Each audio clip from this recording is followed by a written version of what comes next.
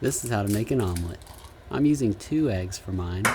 To crack them, I prefer to give it a quick pop on a flat surface. Now, mix them together until they're completely blended. Like this. I'm using a small non-stick pan on somewhat low heat. I set my burner on a heat of 3 out of 10.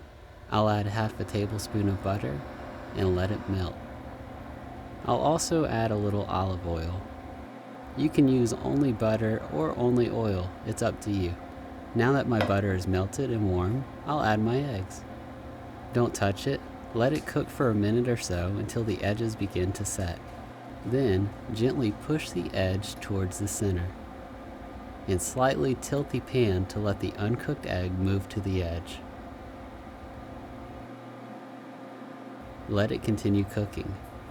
I do this again after another minute and a half for the remaining uncooked egg.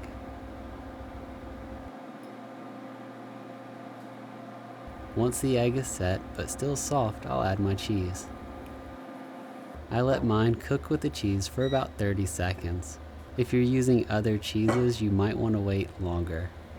This American cheese will finish getting gooey after I fold the omelet over. Then I add salt and pepper. Please consider giving the video a thumbs up and thank you for watching.